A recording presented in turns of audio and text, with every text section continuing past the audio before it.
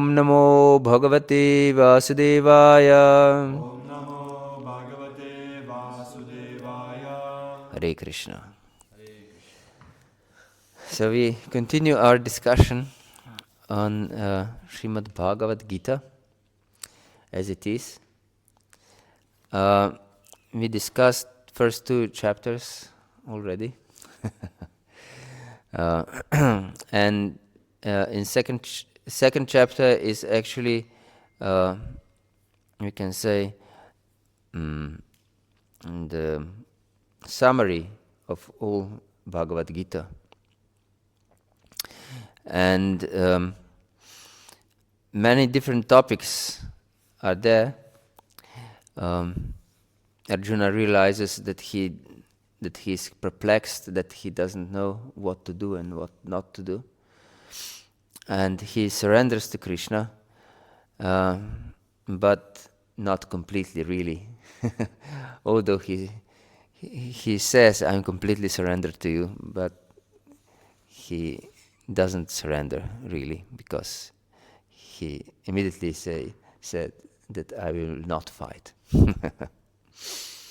Yes. And then Krishna explains to him the difference between body and soul, and how to engage with our intelligence in devotional service. He speaks also about his duty as a kshatriya. And yes, and then explains how we should avoid desires for sense gratification. Yes, at the end of second chapter. And then Arjuna in the third chapter is completely perplexed. He didn't understand Lord Krishna, what he was trying to teach him, to convey, what kind of knowledge he tried to convey to him. It was not clear to him.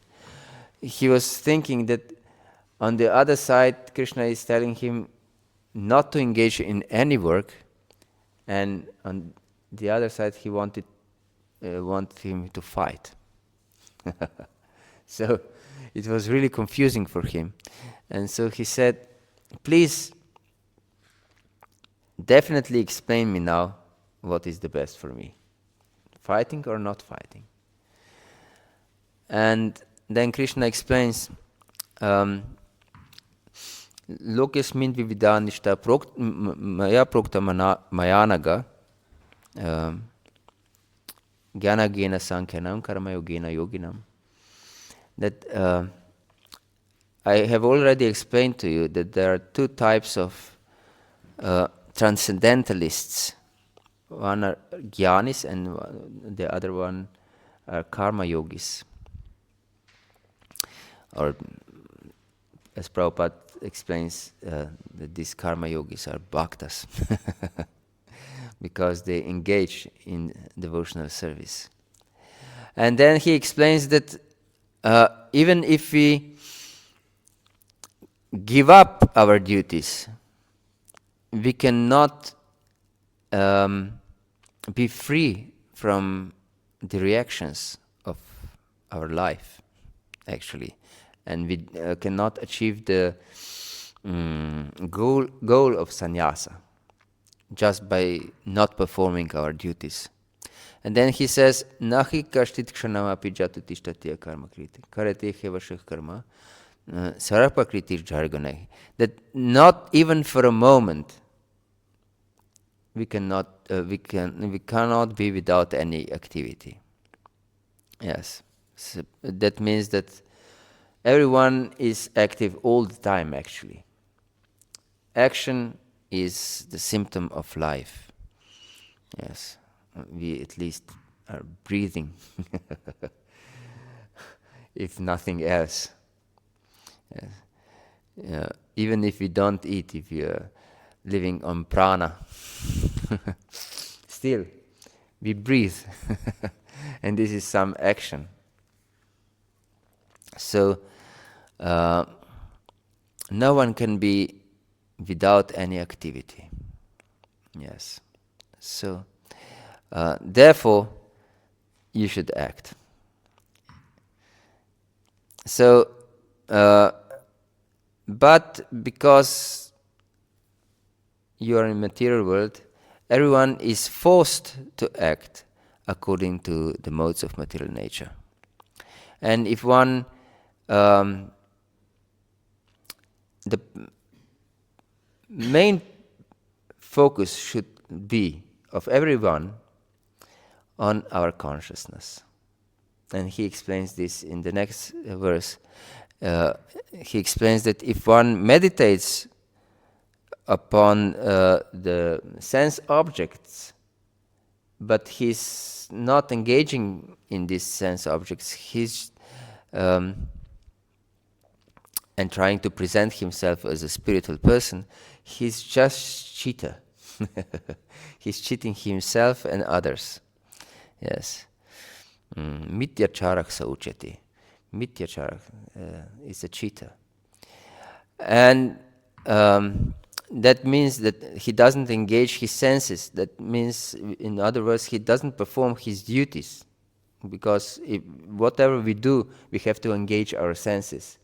And because there are, Krishna mentions here, karmendriyani samyamyama yastamana sasmaran.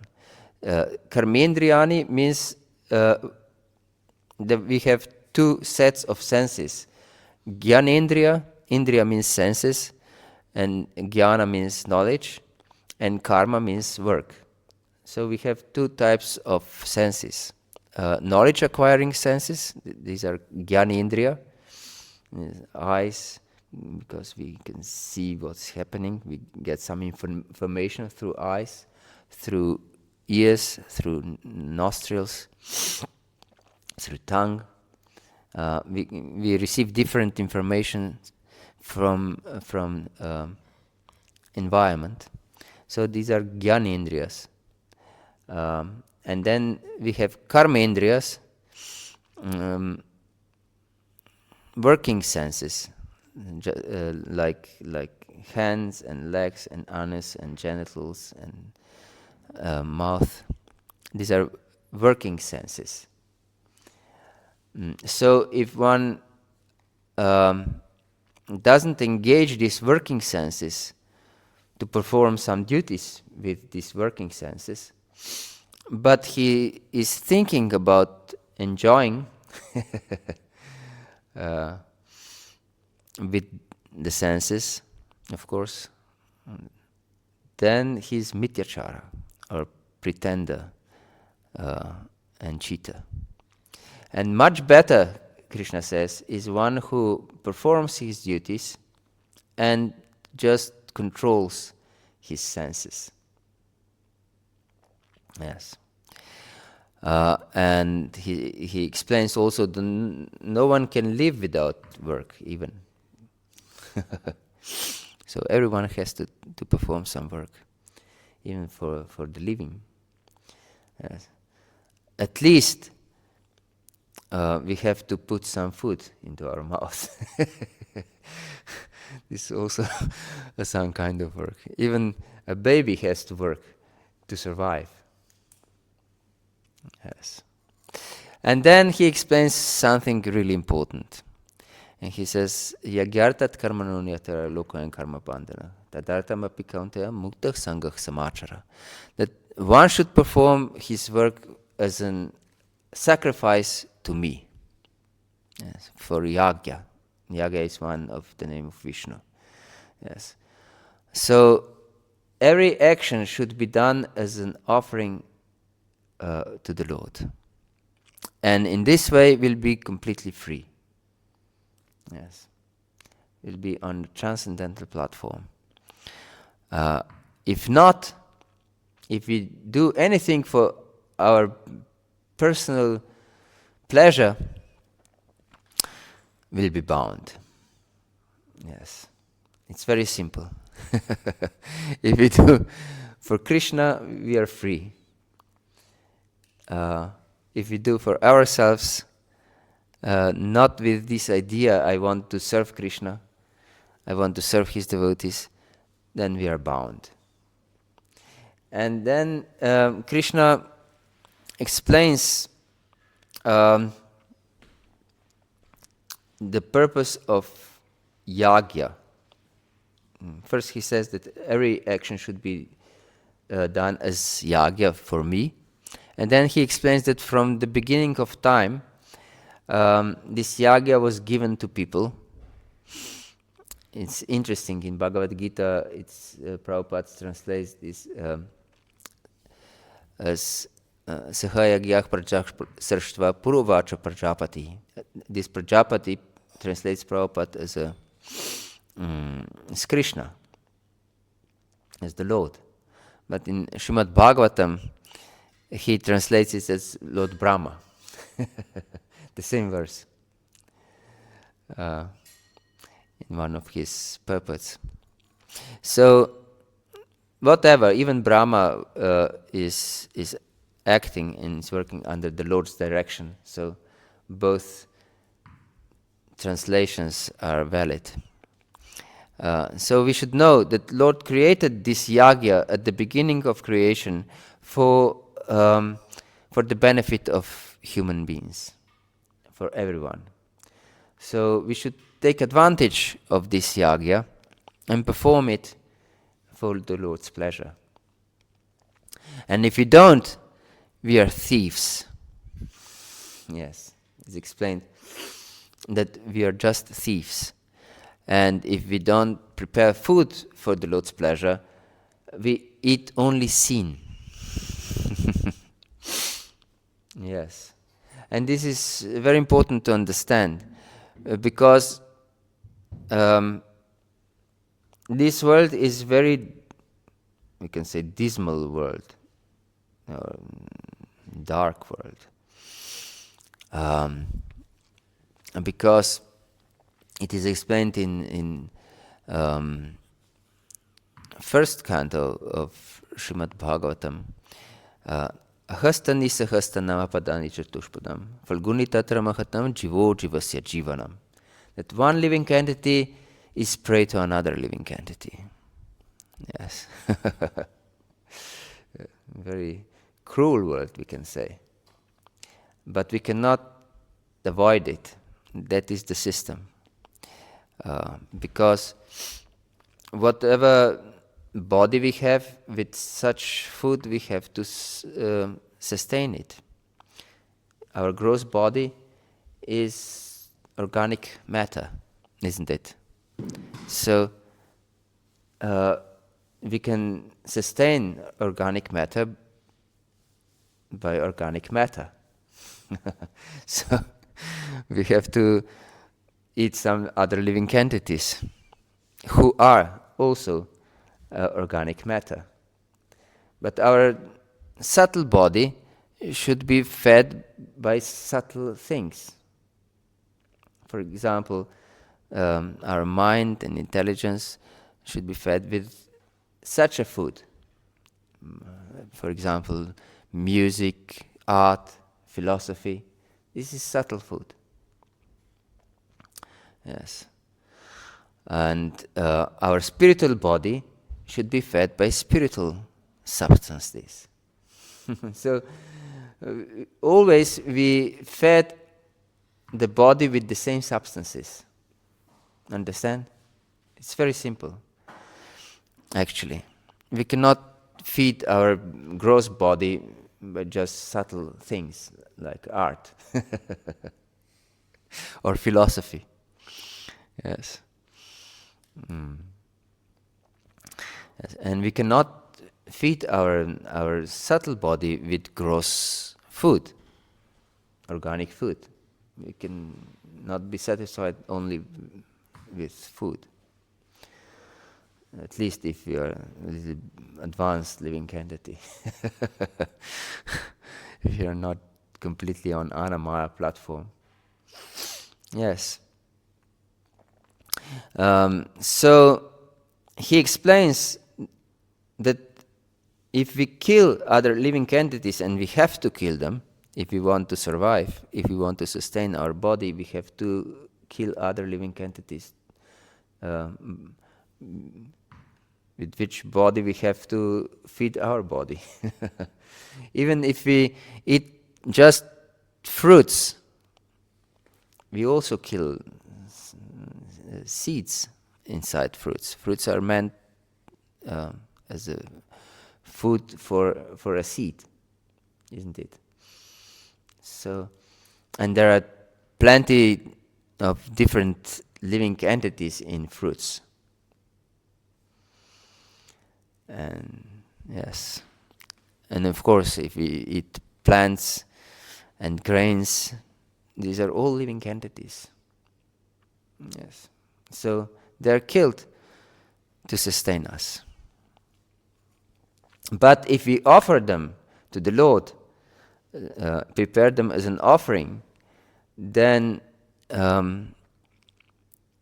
everything becomes transcendental. So if we offer our gross food to the Lord and subtle food to the Lord, everything becomes spiritual food also.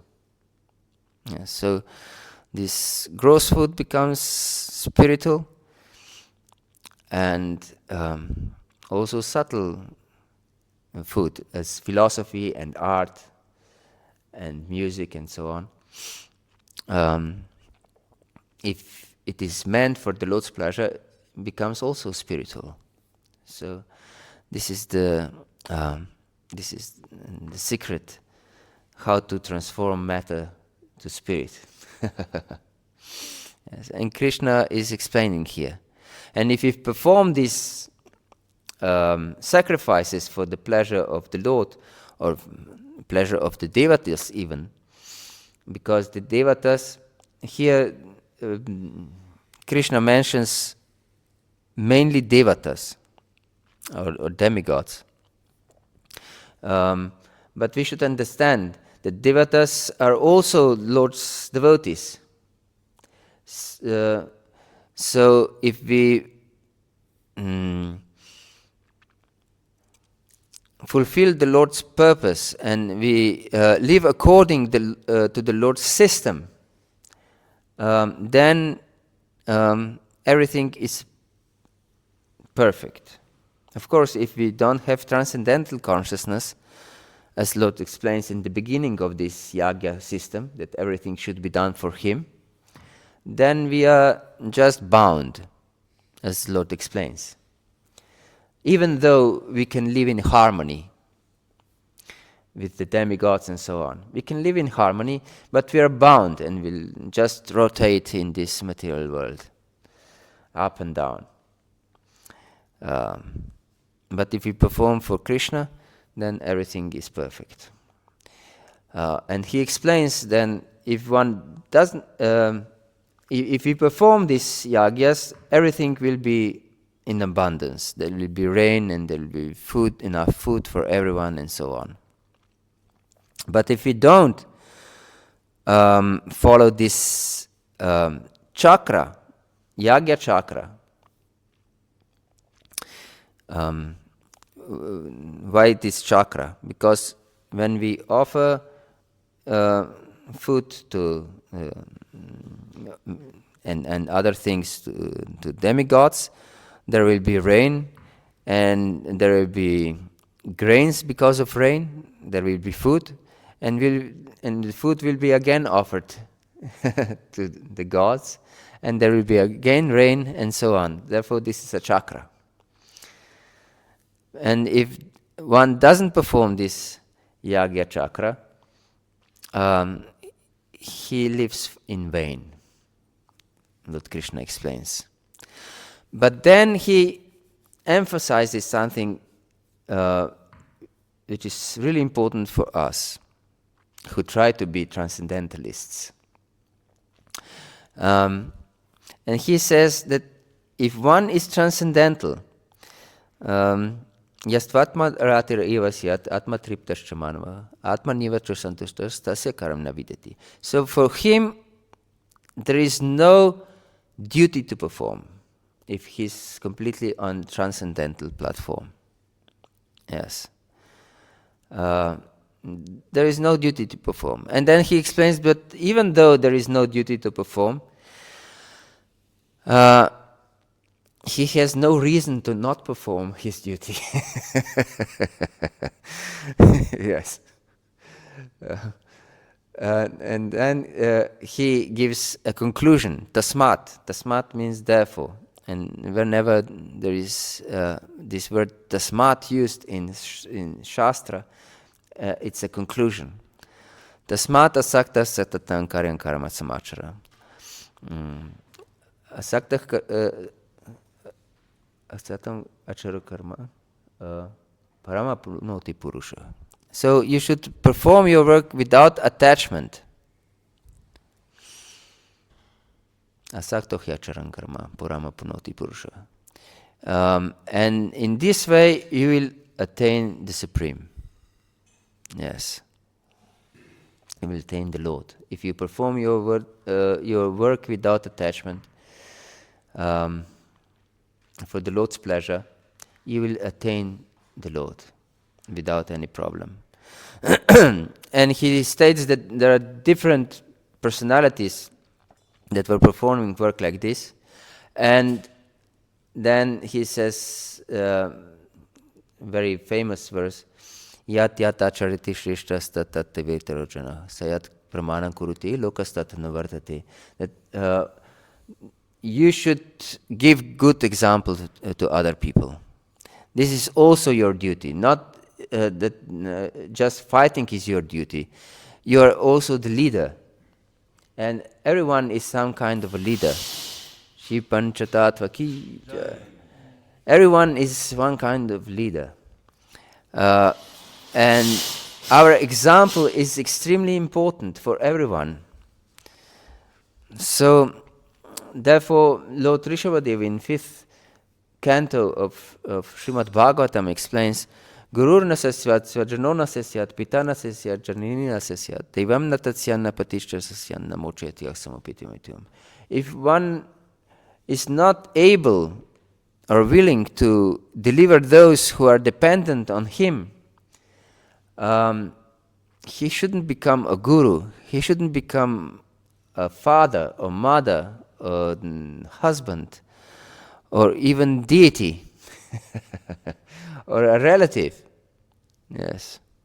So we shouldn't put deities that are not able to deliver us on altar. Yes. So only Vishnu forms should be put on the altar, not some demigods or anything like this. Yes, because Lord Rishabhadev explains, one should not become a deity if he's not able to deliver those who are dependent on him. And we should be completely dependent on our deities, of course, also. Yes, so perform your duty. This is extremely important because you're giving your example for everyone to follow. Yes, and we should know that everyone is in this position to greater or smaller degree. You have a question? No? Okay. Yes. If you have questions, no problem, you can ask. So, and then he explains what you stressed yesterday, that even I myself perform duties. And if I wouldn't, the whole world will collapse if I wouldn't perform my duties. And then Varna Sankara will be born. Yes. And therefore, you should perform your work just to teach other people. Yes.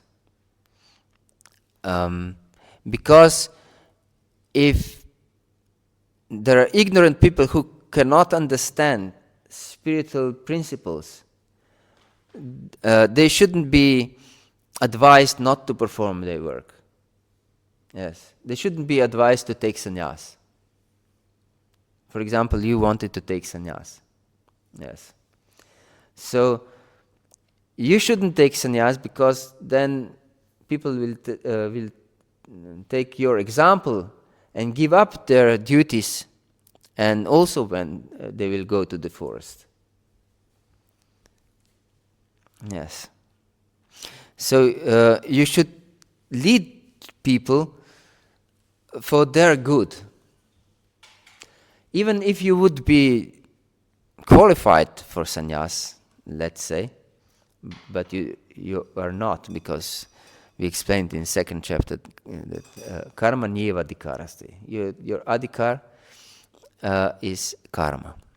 So performing your duties, actually. Karma means, in this regard, to perform your duties according to varnashrama dharma. Yes. So, and then he explains, but you should know, and everyone should know, that we are transcendental living entities, that we have nothing to do with matter. Even though you perform your work, and you should know that no one is acting in this world. Yes. Prakriti kriyamanani gunai karmani sarvasha ahankarva mudasya kartahamiti manyate. Yes, the foolish living entity thinks that he is a doer, because every action is carried out by the three modes of material nature. Yes. And then he explains again how everything should be done for him. Mayi sarvani karmani sanyasya dhyatma cetasa nirashi nirmamo bhutva yudyasva vigatajara. So yes, you should, every action should be done for me. Mayi sarvani karmani sanyasya dhyatma cetasa, with this consciousness of sannyasa. So you can become sannyasi but still perform your duty. And actually this is the proper sannyas, and this will be explained also in fifth chapter and in sixth chapter. Where there is two definitions of sannyasa, and he gives the third definition in 18th chapter. He gives three definitions of sannyasa. Yes. And he explains also here actually what is sannyas. Mayi sarvani karmani sanyasya dhyatma cetasa. Yes. Nirashir nirmamo bhutva. So you should not have any desire for some personal benefit, and you should not think that anything is yours. Nirmama. Nothing is yours. So your duty is not yours, your kingdom is not yours, your body is not yours, your mind is not yours, your thoughts are not yours, your relatives are not yours, your friends are not yours. Everything is mine. One would think this crazy egoistic person. Yes, but only those who have no understanding about God. Yes. And just give up this lethargy and fight. So you should perform your duty and just fight and kill your enemies. And those who follow my advice, they will be free. And those who will not follow my advice, they're just foolish idiots. Yes. And all their knowledge will be taken away, he says. All their knowledge. And then there is one verse that is often quoted with the wrong intention. And it is Sadrashan Chishtasya Svaha Prakriti Gyanavanapi Prakritim Yanti Bhutani Nigrahah Kim Karishyati.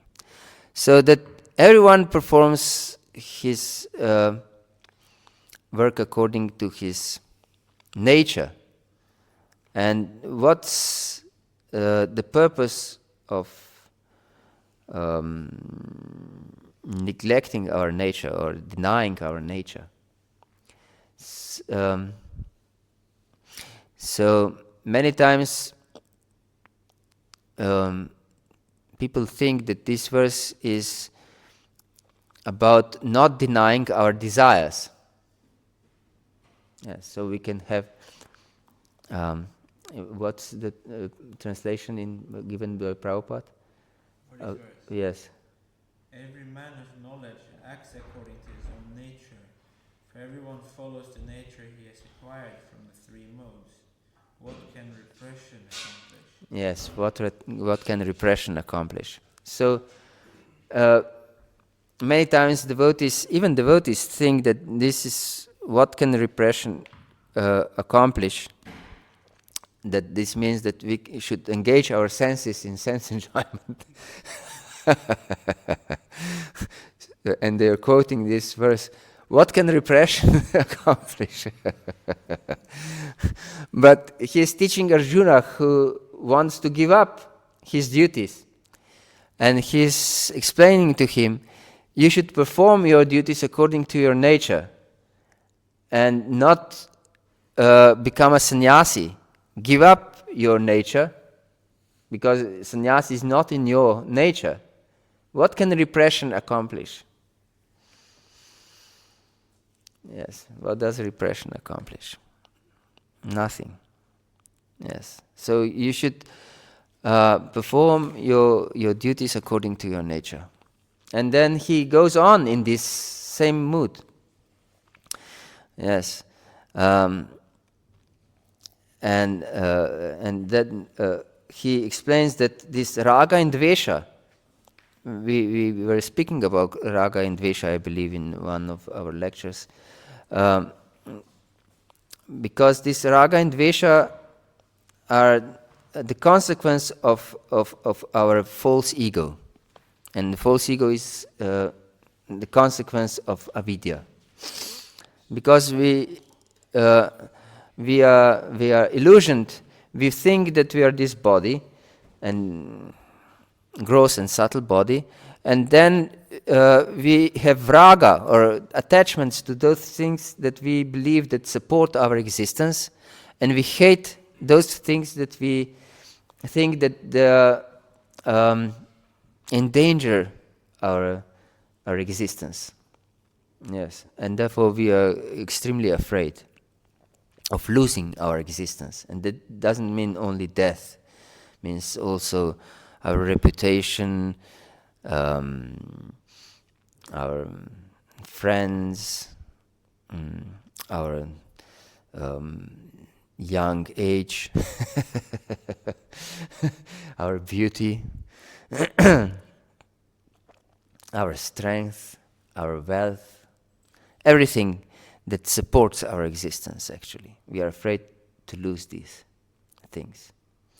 And he explains then in that this raga and dvesha are obstacles to proper understanding of our duty. Because he explains our duties should be performed for the Lord's pleasure, not for sustaining our existence. Yes, but for Lord's pleasure. So this raga and dvesha both are obstacles to our true interest. And then he explains in this same mood that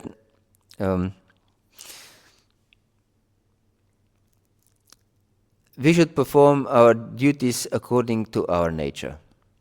that performing the duties of others is very dangerous. How is the verse beginning? Shreyas svaganog vigunaha paradharma sunashtitat svadarme nidanam shreyaha paradharmo bhayavaha. Shreyam svadarmo vigunaha Shreyam svadarmo vigunaha paradharma sunashtitat.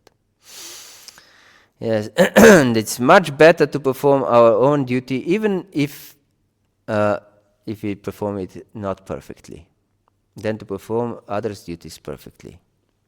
And this is one of two verses that are repeated twice in Bhagavad-gītā. Or in fact, half of verses. There are two half of verses repeated. One is this one, and the other one is Manamana Bhava Mat Bhakto Mat Yajimam Namaskuru. Both are repeated in 18th chapter of Bhagavad-gītā. And one appears here in the third chapter, and in the other at the end of 9th chapter. So, why Krishna is here explaining to Arjuna that it is dangerous to perform others' duties, even if we perform them perfectly? It's better to be annihilated by performing our duties than to perform others' duties perfectly. Very interesting, isn't it? Yes. Can you read the exact translation, please? Yes.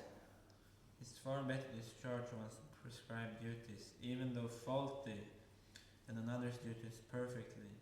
Distraction in the course of performing one's own duty is better than engaging in another's duties. For to follow another's path is dangerous. Yes. So distraction in following our own duty is better than to perfectly perform the duties of another person. Yes. Why this is so important? Because inevitably, as it will be explained in 18th chapter, we will carry our nature also in performing others' duties of other varnas and ashramas. And that means if one is Vaishya by nature, for example, and he wants to perform some Brahminical activities, and maybe he's perfect in doing yagyas and so on, and even maybe better than some brahmanas are. But he will carry this fruitive mentality, business mentality into yagyas. Understand? So he will perform these yagyas with this business consciousness.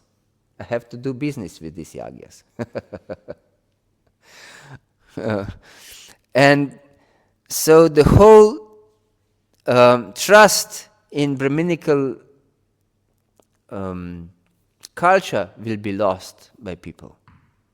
Because you will see, these people are only after money. Because this is his nature. He cannot go around his nature. Yes, or he wants to be a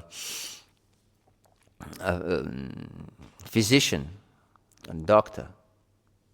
He will carry this business mentality in medicine. Yes, which is Brahminical activity, actually. And he will try to make money by making medicines and so on. And we see in modern world, it's so much speaking about this big pharma. It is just cheating. But even if they would perform their duties perfectly.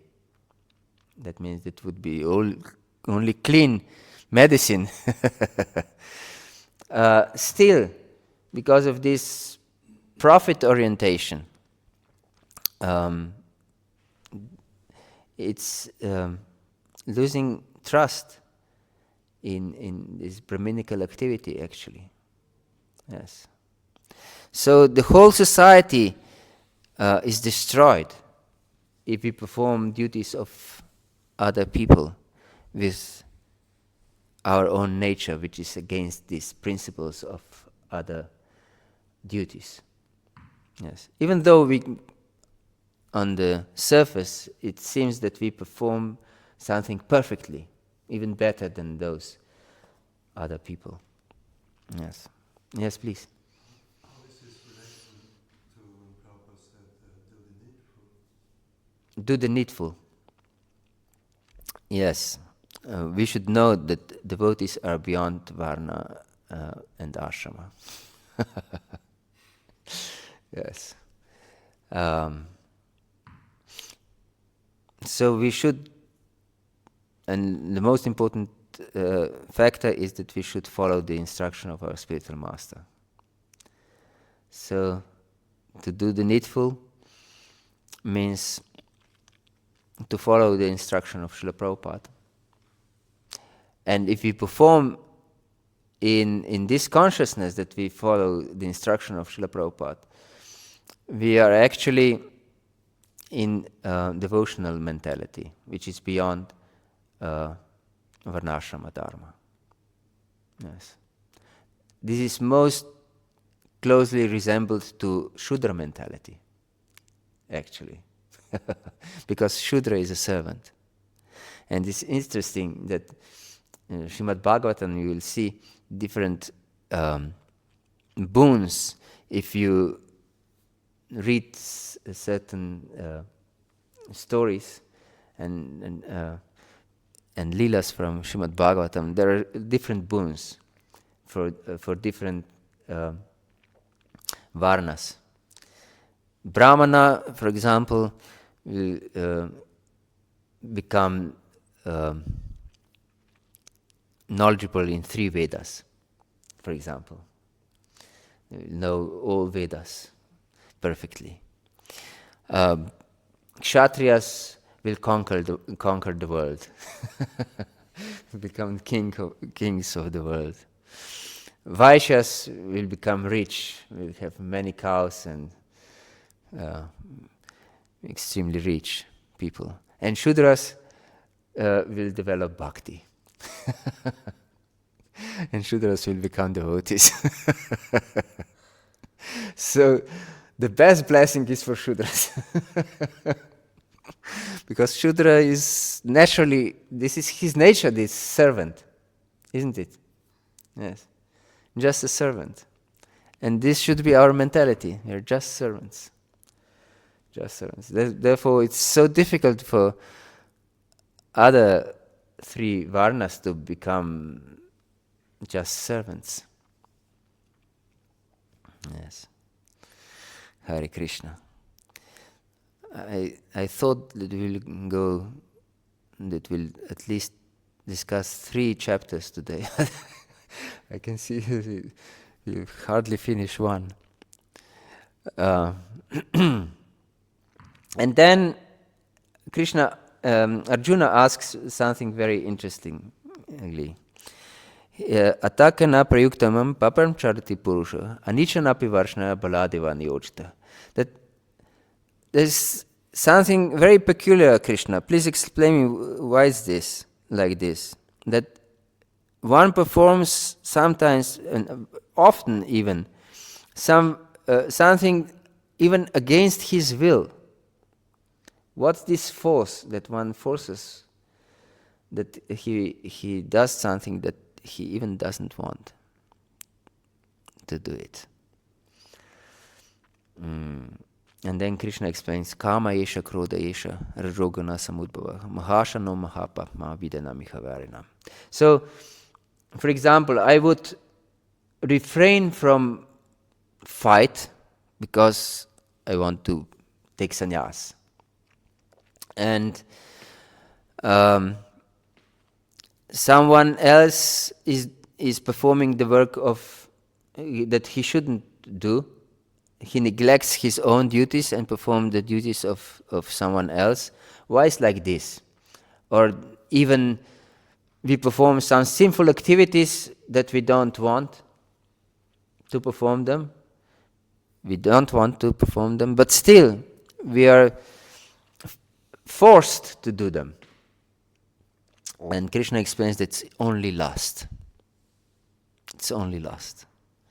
Like you explained yesterday, or who explained, the Amrita Maharaj explained when he first visited the temple with his girlfriend. And one brahmachari preached to him and to his girlfriend. He asked them, "You know this story?" You don't know. Okay, then I will explain.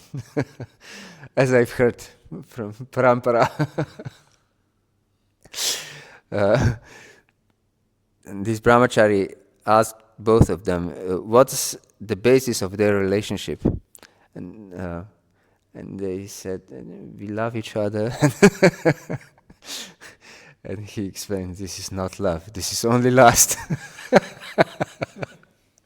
And his girlfriend never came back to the temple. But the Amrita Maharaj was really grateful for this information and became a brahmachari. and later sannyasi. So yes, it's only lust, says Krishna. Only lust, and nothing else than lust. And it will transform into wrath sooner or later. Yes. Therefore, all anger is actually a consequence of lust. Therefore, in Shastra, lust, although it usually is called karma, sometimes there is another name for lust. It's not anger. For anger, although it's called krodha, other name for krodha is kamanuja. Kamanuja. That means younger sister of lust. Sorry? Is it not brother? It can be both. Maybe can be both. Yes. Because there is a verse that Ananga Manjari is a that Srimati Radharani is Anuja to Sridhama. Oh, yeah, actually it means, now I read it just recently, Ramanuja, it was his appearance date. Anuja means born after, Aja is... Yes, it's after, yes. One who is born after, exactly. Aja is born, yes. Anuja is one who is born after. Yes, Ramanuja and Srimati Radharani is Anuja to Sridhama. She's younger sister to Sridhama. And Krodha is Anuja to Kama. It's born from Kama. Therefore it's Kamanuja. It's lust. And Krishna explains that everyone is enveloped in this lust to different degrees. As embryo is enveloped in womb, or the mirror is enveloped in dust, or the flame of fire is enveloped in smoke. So living entity to a certain degree is enveloped in lust. And he explains that this lust is always blazing and we cannot put it out with sense enjoyment. Yes. More we try to enjoy our senses, more the lust will prosper. The flame will be higher and more powerful. Yes. Even if you want to put it out with excessive enjoyment, like if you want to put out the fire with ghee, it's possible if we pour so much ghee that we suffocate the fire. But if just a fraction of not enough ghee is put, then the fire will really burst out from this ghee. Yes. And if it's a strong fire, no amount of ghee can put it out. Yes.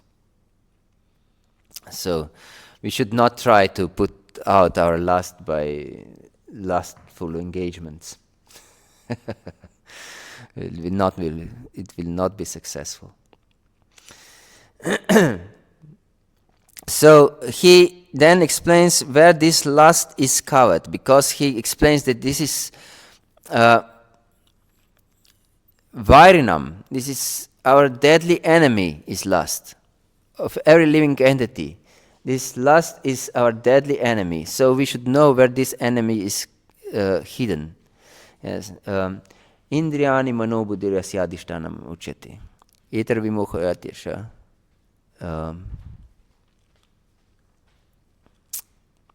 Indriyani manobuddhirasya ucheti. Etar vimoha yatyasha.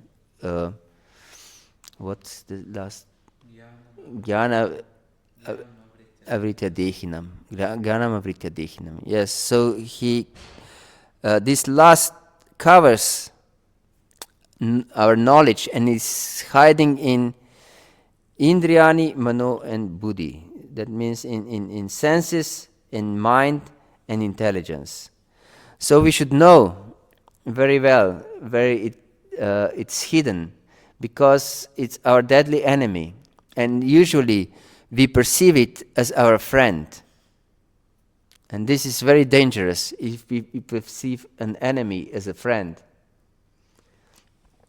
because this is the purpose of intelligence or secret services. They infiltrate the enemy rank, and they act as friends, isn't it? But they're much more detrimental than soldiers on the field, these secret services, isn't it? So this lust is also like a secret agent of Maya, and comes into our senses, in our mind, and in our intelligence, and is hiding there and is acting as our friend. But we should recognize it immediately as our enemy, and therefore Krishna explains that we should kill him immediately at the very beginning.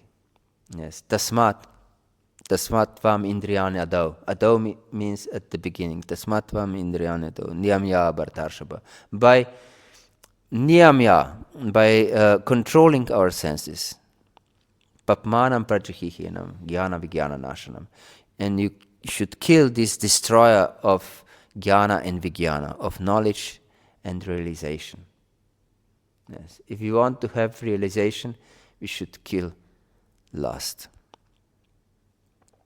by controlling our senses. Of course, with devotional service. Otherwise, as is explained in the second chapter we've mentioned, it's not possible to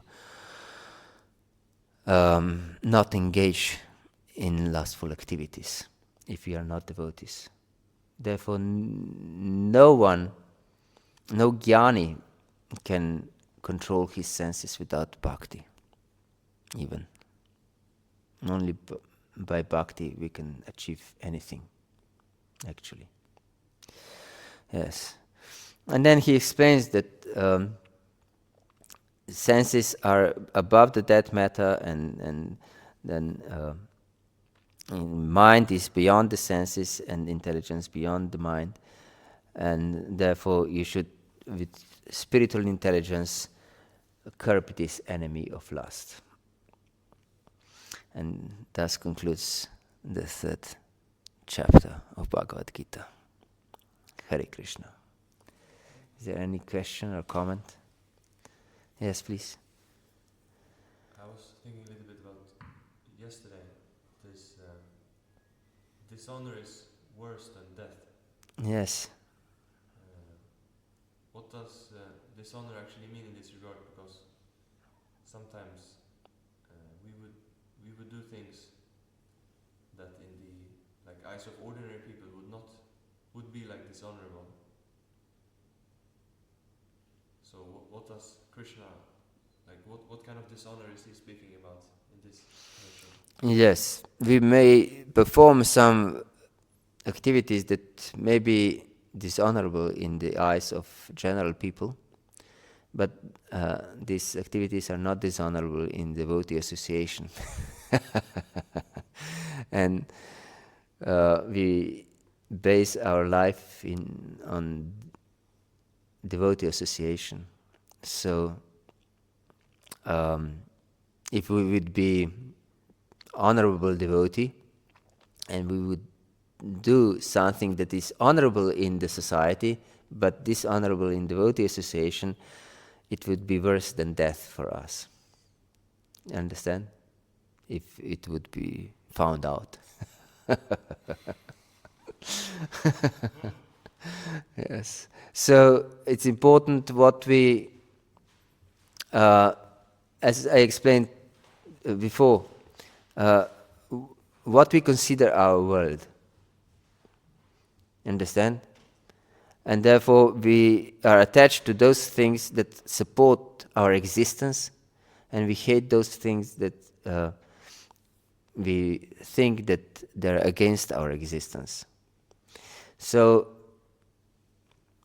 as devotees, our ego is devotional. So our existence means in devotee association. As long we are not completely surrendered soul to Krishna, that we are completely transcendental, that long we also have these different material identities, different material upadis, which are connected to the devotee association, of course. And we consider ourselves as this and this person, and these are my friends, these devotees are my friends, and so on. And it's really important that I'm accepted by these people, and so on. Therefore, this raga and dvesha of you is based on this identification. Understand? You don't identify so much with general society. But we can see, for example, new devotees, they are reluctant to go to Harinam, to the places where they can be recognized. Have you noticed sometimes? Yes, because they'll be seen from the people they know to be strange or lunatics or anything like this. So it's dangerous for their existence, what they consider their existence. But this kind of mentality is not dangerous for your existence. So you don't mind if some karma is it's dishonorable or disgraceful for general people. Understand? Hare Krishna. You had your hand first before. Okay. So the cause for the Raga and Krishna is ignorance. Yes, stemming from ignorance. Yes. And ignorance is caused by? This avidya is anadi avidya. Anadi. Yes, means without beginning. So you're Anadi Vadi. Yes, it's anadi avidya. We always think in terms of causes and effects, because this is material world is like this. Everything has its cause and everything has its effect. And there is past and there is present and there is future. This material world is like this. But on the spiritual level, there is no such thing as causality. There is something causes something else. And no such things as past, present, and future. Everything actually is eternal present. And so, because material nature is Lord's energy, it's everlasting, it's eternal, it has no cause. And material nature is avidya also. One of the potencies of material nature is avidya, and one is vidya. So both vidya and avidya are eternal, without any cause. And our avidya is also causeless, is beginningless. And so we shouldn't look upon this avidya in the time frame, why this happened. Because it's actually now. You should take it as present condition. We now decide this moment that I'll be ignorant about my spiritual existence or not. Understand? I will listen to this. So you actually you are deciding now. Either you would want to be to keep your upadhis, your material designations, or you want to be completely surrendered soul to Krishna. Yes. So it's a question of now. Yes, and this was always the question of now. Yes. So this avidya is anadi avidya. And you can go to Vida base or any these Prabhupada's books, and you can search for anadi avidya, and there are quite few how to say references to anadi avidya.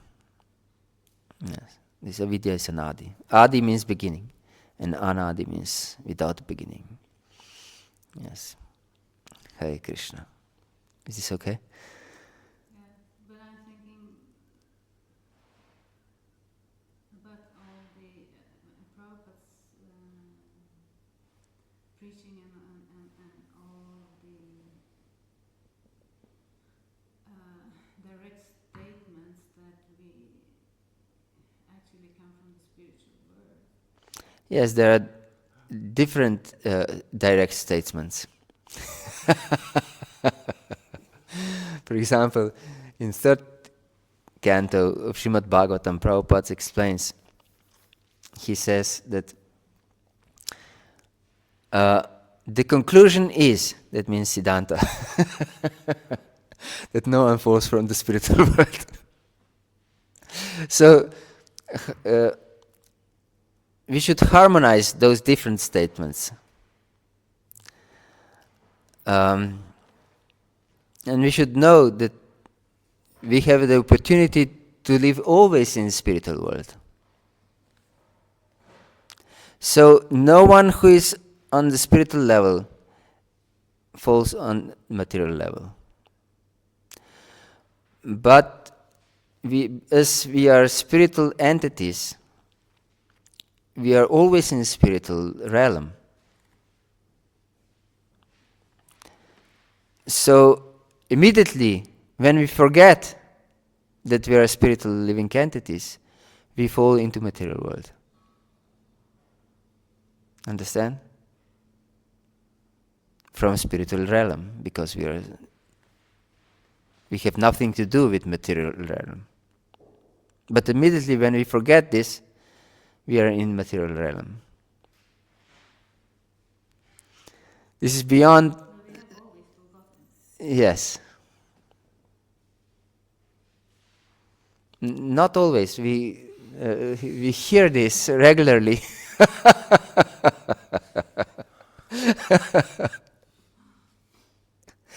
So you should remember now, not tomorrow, not in the time frame. You should remember now. And this now should be always.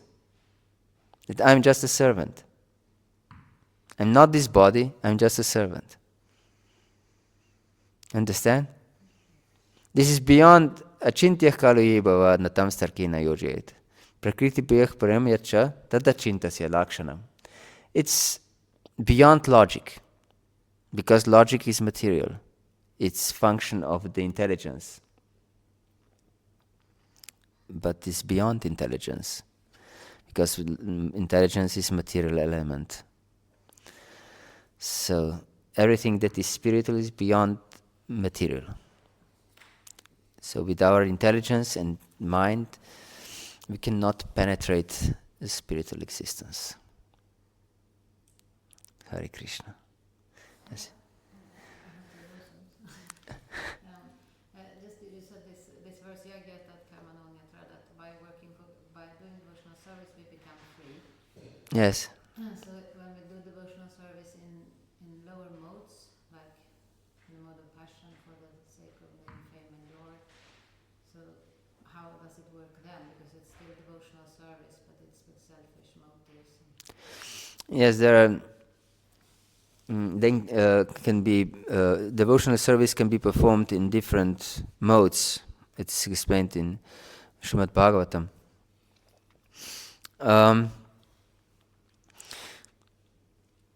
Here Krishna mentions that one should perform his work for his sake, as an offering to him. And this offering is purifying by definition. But our desires may be impure, and intentions why we offer something to Krishna may be impure. But the act itself is pure. Understand? But our consciousness may be not impure, maybe not pure. So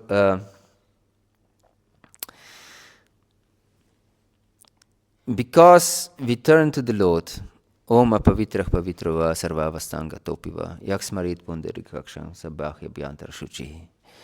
Because the Lord is all pure, in this connection with the Lord, we become purified.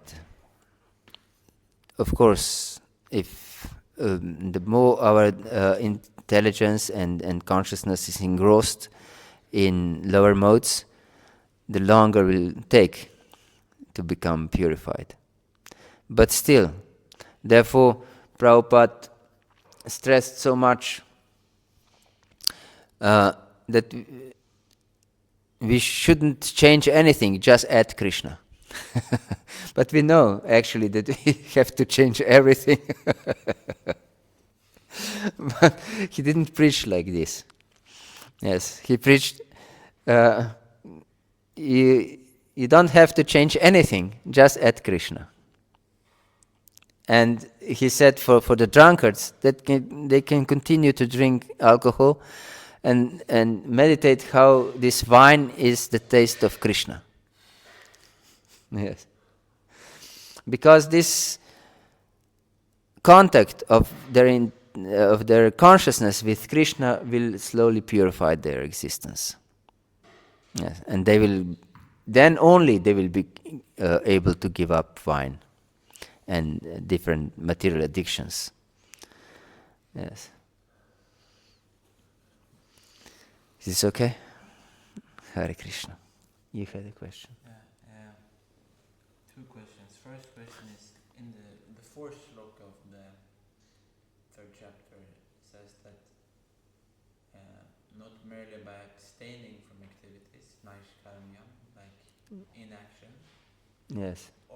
and neither by renunciation can one attain perfection. So Krishna says that by abstaining from activity you cannot attain perfection. Yes. But also not by renouncing. So what is the difference between abstaining from activity, naishkarmyam, and renunciation, sannyas? Yes. Actually, there is not much difference. This was asked also by Arjuna at the beginning of 18th chapter. He wanted to know the difference between sannyas and tyaga.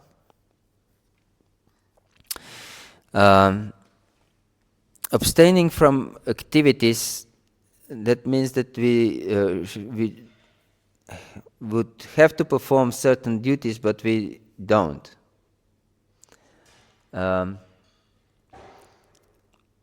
But sannyas is completely rejecting the whole world.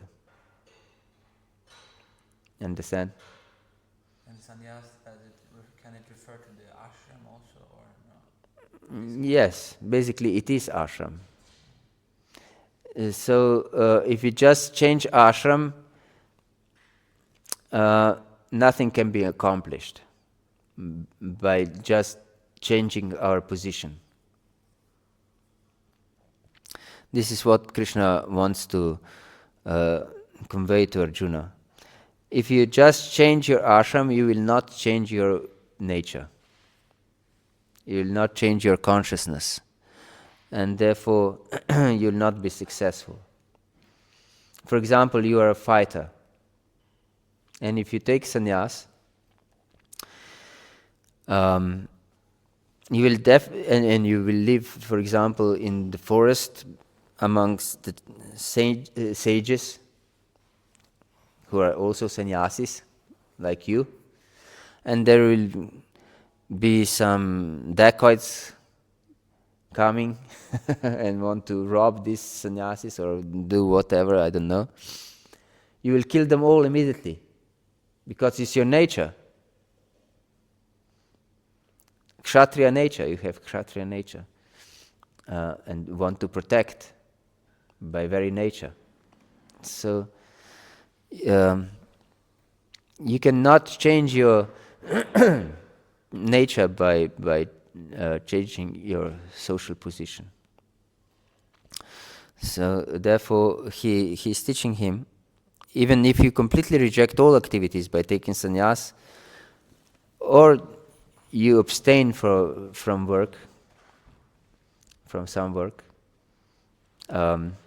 from certain activities that look maybe painful or not very beneficial, but they're your duties, you should still perform them. And it's explained in 18th chapter. This is the renunciation in passion. If just because you are afraid that it will cause some pain, your duty or some discomfort to you or to anyone else. This is renunciation in passion, and it will not achieve. You will not achieve the purpose of renunciation. Is this okay? Yeah. And the other question was, after explaining where the lust is situated in the senses, mind and intelligence, respectively, Yes. he gives the gradation of the matter is, or senses are superior to matter, and so on. So why does he give that Gradation. ranking? Because what does it help us? That we know we are spiritual living entities. He says that Atma, or spiritual self, is beyond all these. So with our spiritual existence, we should know through our intelligence that we are not this body. Understand? And then intelligence should guide the mind not to think of material sense enjoyment. Yes. And therefore, and senses should not engage in material enjoyments. Understand? But if we go other way around, we just control our senses somehow or other, but we think of material sense enjoyments, will be defeated. Or we try to even curb our mind, but our intelligence is inclined to sense enjoyment, will be also defeated. Or even if we want to curb our intelligence, if we don't understand that we are not this body, we will be also defeated. That we are spirit souls and that we are servants of Krishna, we will also be defeated. So one should know this gradation, what is superior and what is inferior. So the soul is beyond everything. So therefore he concludes the third chapter. Evam gatva Evam Sanstabyat Atmanam Atmana Jahishatrum Mahabahu Kama Rupam Darasadam. So by spiritual intelligence we should direct our material intelligence, then material intelligence can direct our mind, and mind can direct our senses, which can then refrain from sense enjoyment. Yes. Hare Krishna. In the purport there, then Prabhupada says that the hierarchy ends with Krishna. Yes. So, Yes, soul of course have to be connected to Krishna, otherwise it's impossible. otherwise you don't get the right intelligence. Yes. Exactly. So the soul has to be engaged in devotional service. Otherwise, it has no existence, actually, and no proper vision. Okay, thank you very much. Srila Prabhupada ki jai, Grantaraj Srimad Bhagavad-gītā ki jai, Nitai Gaur Premanande Hari Hari Bol. Please accept my humble